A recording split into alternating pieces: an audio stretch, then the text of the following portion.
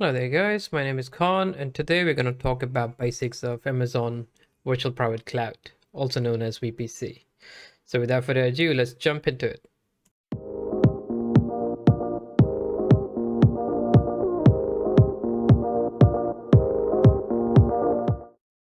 So here we're going to talk about what is Amazon Virtual Private Cloud, what is a private subnet, what is a public subnet, what is Internet Gateway, and what is NAT Gateway.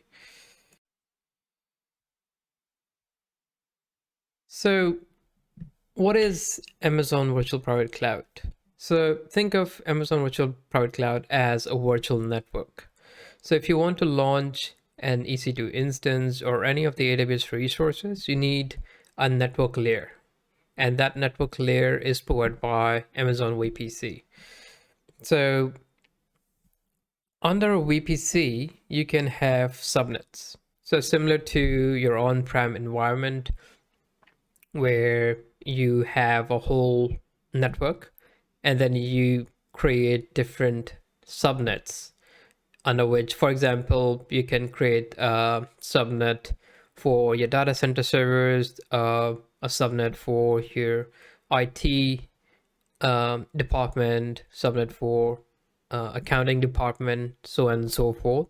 So similarly here in AWS, we have subnets that you can create for different requirements. So those subnets can be of two different types. So here in this diagram, as you can see, we've got AWS region. Let's say we are in Sydney region, and in Sydney region, we have created a VPC. So this is the virtual network that has been created. Under that, we can see it has created two different subnets. So one subnet is a public subnet, which is this one, and the other subnet, which is a private subnet, is this one. So each subnet is launched under a specific availability zone. So availability zones, as we talked about in another video, are more of, you can say, a data center in a single geographical location. So for example, if this is Sydney region, that particular availability zone or that particular subnet can be in a specific data center.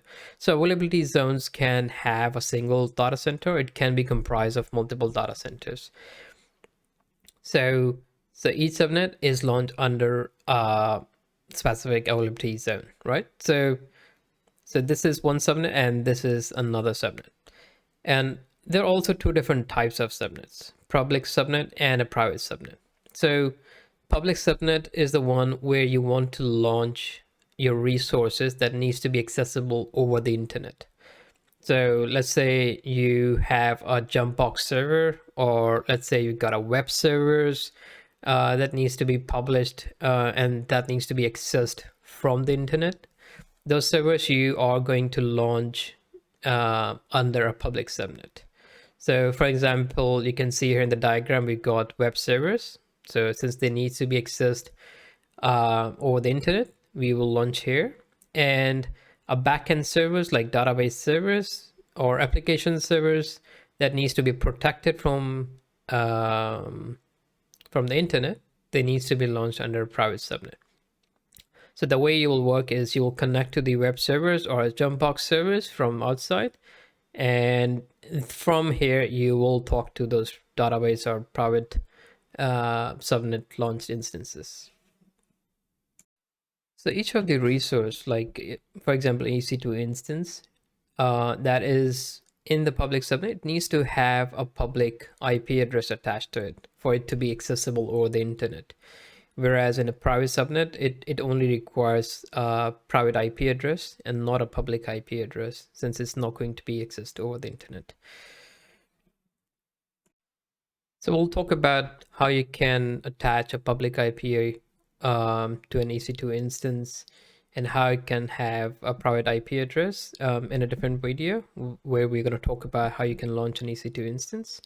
But just think of the difference as what is a public IP and what is a private IP, as public IP is the one that's reachable over the internet, and private IP and private IP is the one that's reachable within the VPC only.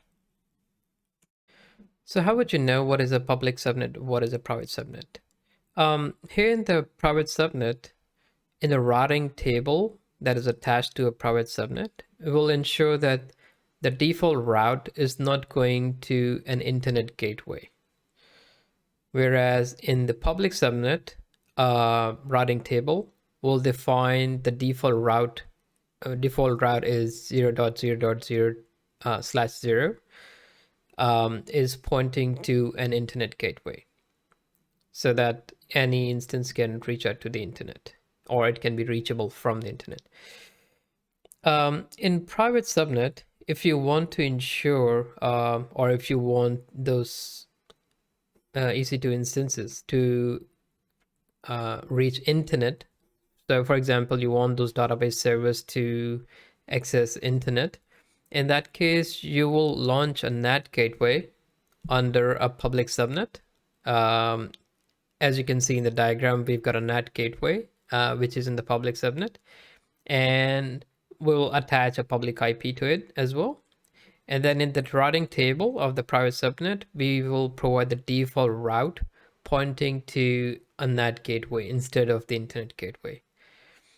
So this is how you identify which one is a private subnet and which one is a public subnet. So in summary, private subnet, if you want internet, the default route is going to point to a NAT gateway. Whereas in public subnet, if you want internet, or if it needs to be accessible over the internet, then it needs to point the default route to the NAT gateway. All right, now let's see this in action. So we'll log into AWS console and we'll search for VPC.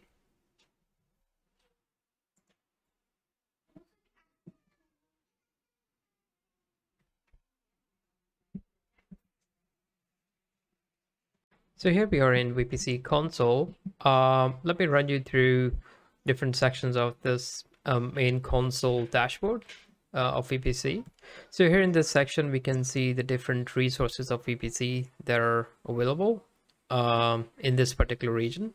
So you can see here in the drop down up on the top right, we are in North Virginia region, which is US East 1. So in that region, we've got one VPC, which is the default VPC.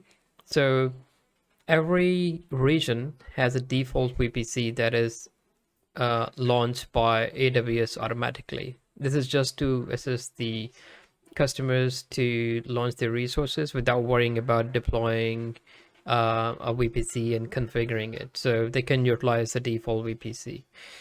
So here I haven't created any VPC yet. This is just the default VPC.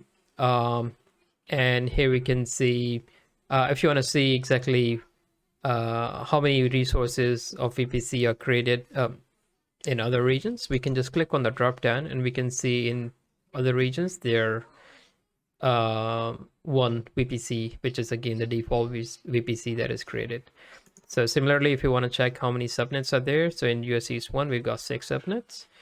And for other regions, we can see there are different subnets. So 3, some have 4. North Virginia has got 6 by default because it's got multiple availability zones. Oregon has got 4. And NAT gateways, VPC peering, Network ACL. So we'll talk about Network ACL and security gaps later on as well. But in summary, this is where you'll see the whole overview of the resources that are available. On the right hand side, we can see the service health. Currently, we can see of Amazon EC2 in US East region. So AWS has a dashboard which is called Service Health Dashboard that provides the overview and the current health status of each of the resources in different regions. So if you want to see a complete list of health check, we can just click here, which will take us to the Service Health Dashboard.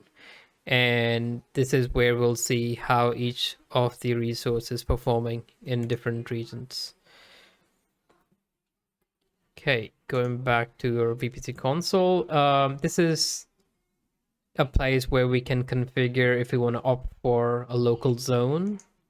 So we'll cover local zone, availability zones, regions, and wavelength zones in a different video. However, this is where you can opt for a particular local zone or wavelength zone. The other setting is for console experiments. So if you want to opt in for console experiments, which is like a beta version that is not publicly available, you can opt for that from here as well. So here on the left hand side, we can navigate through different VPC resources that are specific to VPC only. So for example, if you want to check how many VPCs that are available, or if you want to configure or customize them, you can click here on your VPCs and it will list the number of VPCs that are available and its configuration as well. So here we can see this is the VPC ID. This is the state of the VPC. This is the CIDR for the VPC. And IPv6, network border group of IPv6, DHCP option set, which we'll talk about later on as well, a main routing table that's attached to this VPC, and main network ACL. So here we can also see the tenancies default and the default VPC is configured as yes. That means this particular VPC is the default VPC. And here this is the AWS owner account. Further in the details section, we can see the same VPC ID, the state, DNS hostname is enabled, and the DNS resolution is enabled. So DNS hostname is, for example, if you launch an EC2 instance, do we need VPC to provide it a DNS name? If yes, then we need to enable that. And DNS name resolution is if you want a VPC to act as a DNS server as well. In that case, we can enable that. Here we talked about tenancy and the default VPC. So again, this is a default VPC, hence it's yes. The CIDR, as we talked about, IPv6 pool, and so on and so forth. Here we will see the CIDR that's specific to this VPC, which is 172.31.00/16. VPC flow log is, for example, if you want to monitor traffic that's running within this particular VPC, we can opt for VPC flow log. And tags are if you want to provide a name tag, like tags are more like if you want to provide a metadata to your resources in AWS, we use tags. So that includes name as well. Similarly, if you want to check how many subnets are launched under this region, we can go to subnets, and here we can see each subnet that is available within that VPC, within that particular region. So as you can see, there are 6 subnets. These are the subnet IDs of each one of them and their status, and they all are within the same VPC, which is the default VPC as we saw earlier. And these are the CIDRs of each specific subnets. So by default, a subnetting has been configured. Hence each one of them is /20 subnet mask. So as you can see that the parent CIDR is the VPC CIDR, so /16 with 2 octet as the network subnet, and each subnet CIDRs are part of that whole VPC CIDR. And here we can see the available IPv4 addresses under which availability zone each subnet is launched. And this is the internal ID for each availability zone and the network border group. So by default, it will be under the region. And this is the routing table that is attached to each subnet and the network ACL. So let's look at the details of each one of them. In fact, let's have a look at one of them. So here in the details section, we will see similar details as we saw earlier up in the main section up here. Flow logs, similarly, as we talked about in VPC, flow logs can be enabled to monitor the traffic within a VPC. So if you want to enable a VPC flow log to check the communication or to monitor a communication within a subnet level, we can do this as well. The routing table is specific to a subnet as well. So remember we talked about public subnet and private subnet, and this is where we define the routing for that specific subnet. So as you can see, this particular routing table is attached to this subnet. And if we check the routes of this subnet, we can see this is the local route, which is specific to the VPC CIDR, and this is the default route. Since this default route is pointing to IGW, which is an Internet Gateway, this is a public subnet. So if we check Network ACL, this is the Network ACL that's attached to the subnet. So Network ACL is a stateless firewall within AWS VPC. So if you need to configure stateful rules, stateless rules, you need to define them here in the Network ACL section. So ingress traffic and egress traffic, so inbound traffic and outbound traffic, that can be configured up here. So if you want to resolve any CIDR, you can perform them here as well, and a subnet can be shared as well. Its details are here. So if you want to modify any settings specific to a subnet, we just select the subnet, go to actions, and then use one of those options to configure the VPC configuration, the subnet configuration. Next up, checking the routing table. We can check them from the routing table section, or we can go back to subnets, check the routing table to which it's associated with, and then click on the routing table, so which will take us to the routing table section. So in the details, we can see to which VPC it's attached to, what is the routing table ID, owner, and if this is the main routing table to the VPC. Here in the route section, we can check the existing routes. Since we can see this is the VPC CIDR and it is the local route, and the default route, which is 0.0.0.0, is pointing to an IGW. IGW is an Internet Gateway. So if the default route is pointing to IGW or Internet Gateway, that means it's a public subnet. We can also check to which subnets this routing table is associated with from this section. If we scroll down, we'll see the associated subnets.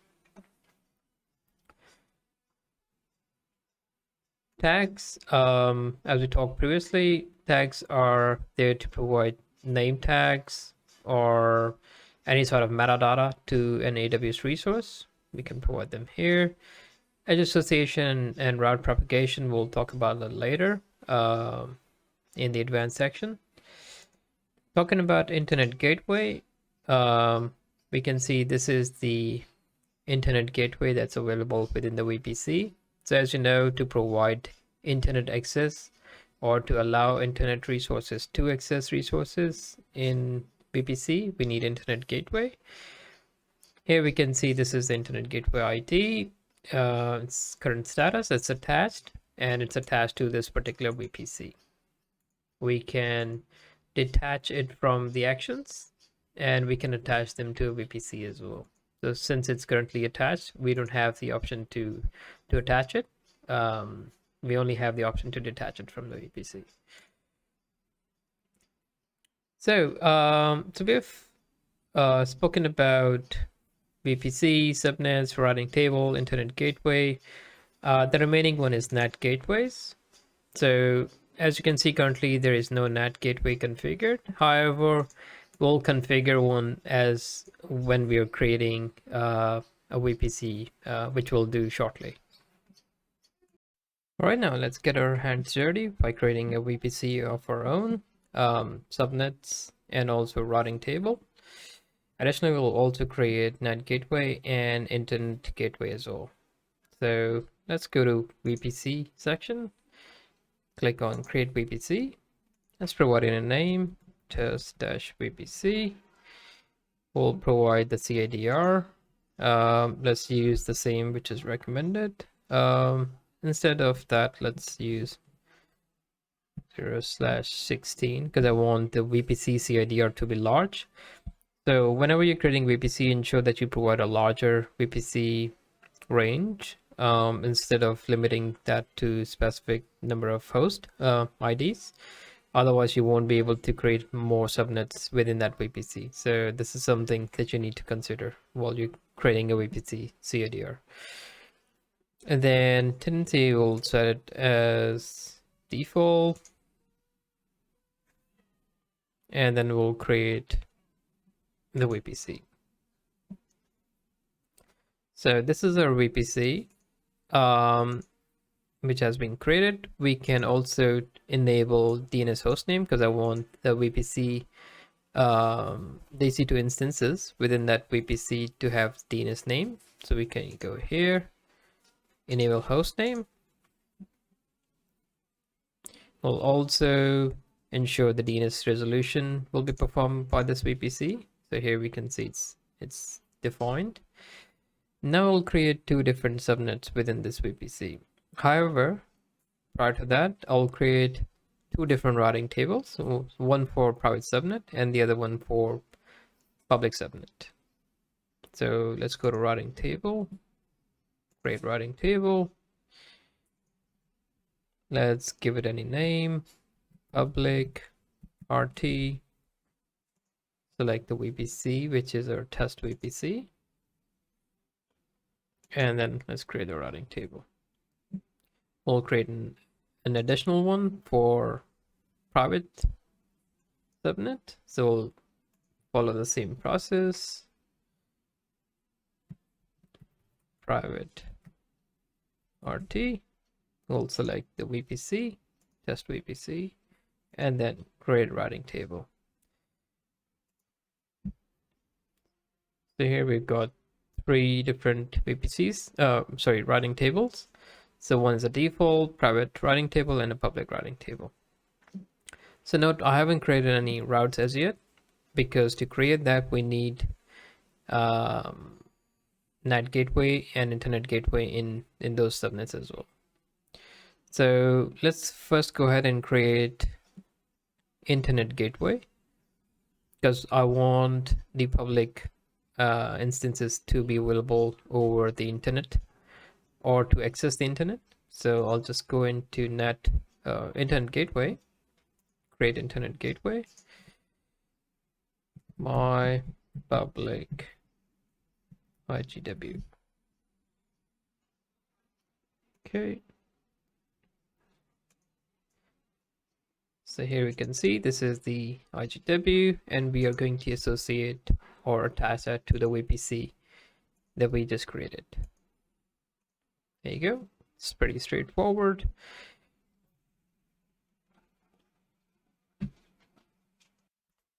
Okay, now let's go to Internet Gateway. Let's see both are attached.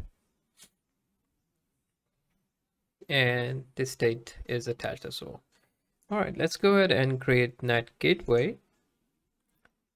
So we'll go to NAT Gateway section, create NAT Gateway, my private NAT GW. So here you can see it's asking for a subnet. So since we haven't created any subnet as yet, we can't select one of that because these are just the default subnets. So the first thing to create a NAT gateway is to ensure you have a subnet available. So we'll go ahead and create the subnets first. We'll create subnet. We'll select our test VPC. We'll provide our name, private subnet, and we'll select the availability zone. So as you remember, like each subnet is launched under a specific AZ, which is availability zone. So we'll select, let's say we'll select US East 1A. So generally, some AWS customers, they provide the AZ name along with the subnet as well, just to ensure which subnet belongs to which AZ. Obviously, we can see in the mapping, but subnet name also makes it more clear.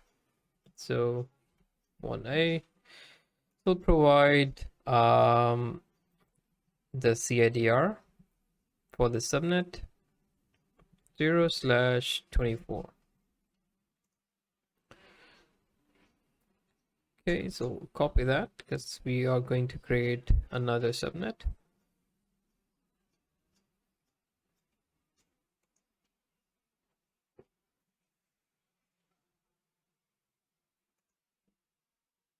So here, if you refresh, we can see the subnet has been created. So since it's a private subnet, we'll attach the routing table, which is the one that we create for private subnet. So we'll click here on the drop down and we'll select the private subnet routing table that we created previously. And as you can see in the routes, currently it has only routes specific to its CIDR. So there's no route going to a NAT gateway. So since we haven't created any NAT gateway is not available, we'll modify that later. Okay, so let's create a new subnet for public subnet. So select the VPC, we'll provide public subnet, and similar to the private subnet, we'll select a different AZ, let's say 1B, and provide a CIDR 2.0/24.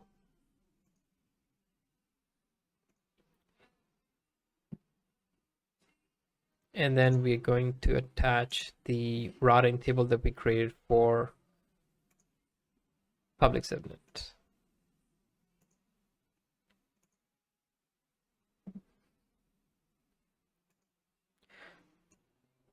So right now, both the private and public subnet that we have created, they are actually not private or public subnet as yet, because the routing table both are pointing to, so this is our private one. So if you see the routing table, pointing to only the local route. There is no default route. And similarly for the other one, we can see it has the same route, nothing special. So since we have already created Internet Gateway, the remaining component was NAT Gateway. So let's create NAT Gateway. The NAT Gateway will provide my NAT Gateway. Okay, now we're going to select the subnet for our NAT Gateway. It needs to be a public subnet.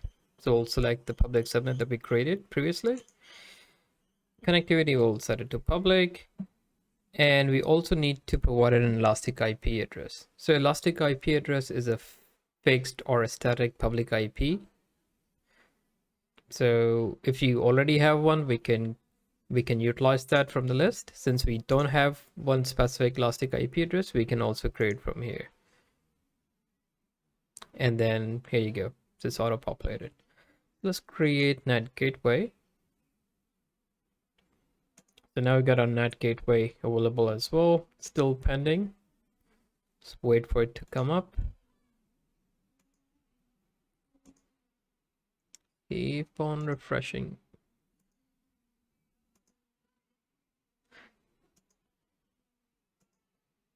Okay, I'll put myself on pause for the moment while we're waiting. Okay, so our NAT Gateway is now available, as you can see. We're going to now fix our routing tables. So we've created the VPC, created subnets into that. We created 2 different routing tables. We created NAT Gateway. We've created an Internet Gateway. So the only remaining thing now is to update the routes in each of the routing table. Okay, so let's go and fix the route in the public subnet first. So let's select our routing table for our public subnet. So go routes, edit routes, and we will add a default route. So the default route is up here, and the target is going to be Internet Gateway. So here we can see this is our Internet Gateway. Let's save the changes. Okay, now let's update our private routing table as well. Click on private route. Routing table, let's go to routes, edit routes, create a default route, and then let's select our NAT gateway. So again, this part is only required for a private subnet if you want it to access the internet using the NAT gateway. If you don't want the resources within this private subnet to access internet, then you don't need to provide this NAT gateway route. So let's save the changes. Right, there we are. So now we have completed our VPC. So now we can launch any EC2 instance or any resources on our desired subnets within the VPC, and they should be working fine. So before I end today's session, I want to talk about security group and network ACL. So as discussed previously, security group are stateful firewall, and network ACL are stateless firewall.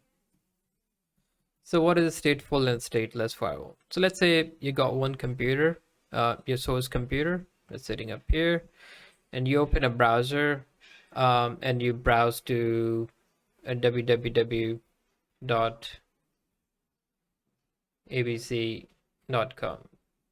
So this website is hosted in another web server that is listening on port 443 if it's HTTPS, or port 80 if it's HTTP. So when you open a browser, it will open a channel between your computer and the web server. So this will be the destination port.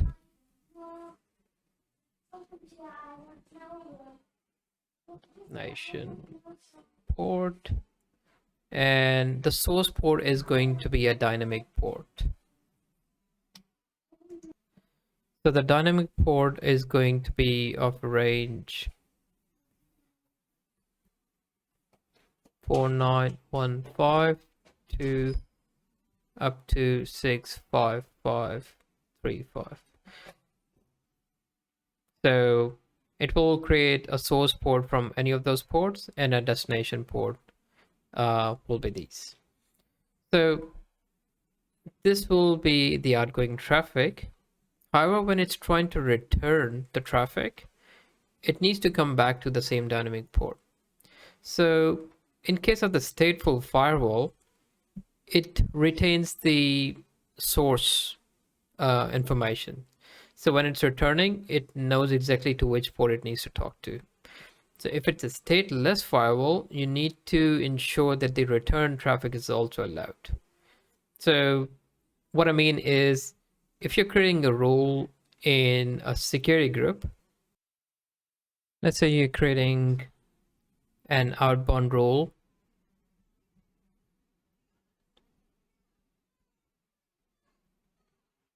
to allow port 80,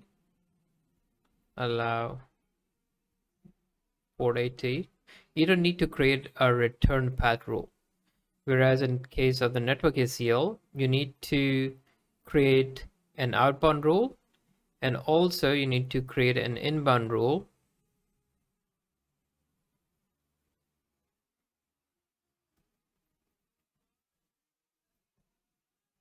for your dynamic port. So since the dynamic ports are dynamically selected, it's very hard to keep a track of exactly what would be your inbound rule. So hence, like generally the default rule is to allow all ports for inbound, and outbound you can control as well accordingly. Otherwise, some people you allow all inbound and outbound rules in the network ACL, whereas in security group they control the whole traffic. So let me show you how it looks like in AWS console as well. All right, let's see this in action. So let's go to our VPC console, scroll down under security, select network ACL, create network ACL. Let's call it my NACL, and let's select the VPC that we just previously created. Create network ACL, select our network ACL, and check our inbound and outbound rules. So if you see, inbound rule by default has a default and deny. So same goes with outbound as well. So if you want to allow all traffic, let's say if you want your instances under this subnet to which it's associated. So currently we can see it's not associated. Let's attach it to our public subnet. And let's click on save. And if you want those resources that are under that subnet to access any web server, in the outbound rules, we'll create a rule. Let's give it any number. Port range, we can allow port 80 because that is the outbound port. Destination to any web server we want to allow, and that is the action that we want to allow. However, as you remember, network ACLs are stateless firewall. We also need to create an inbound rule. So we need to go to inbound rules, go to edit rule, create a rule, let's give it a number. So here we'll need to provide a port range. So let's give it 49152-65535. So this is the dynamic port range. So again, source can be any, and action is allowed. So this is how you create the network ACL rules. So similarly, if we go to security groups, we can create rules in a similar fashion. However, if you're allowing one way of traffic, we don't need to worry about the return traffic. So let's go ahead and let's create an outbound rule, edit. Let's create a rule, and here you can see we can follow the same process, like there are predefined ports. We can use custom ports as well. Here in the destination, we can provide IP address or any custom. In the custom, we can also provide a security group as well. So for example, if you have a security group that's attached to a certain number of instances and you want a return traffic, or any sort of rules that needs to ensure that, okay, any security group that's attached to these n number of instances needs to be allowed.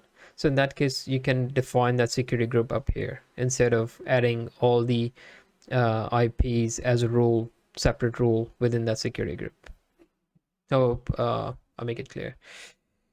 All right, so I think that's it. So that's how you can create network ACL or modify rules within security group or network ACLs. This is it from me today. Hope you guys enjoyed the video.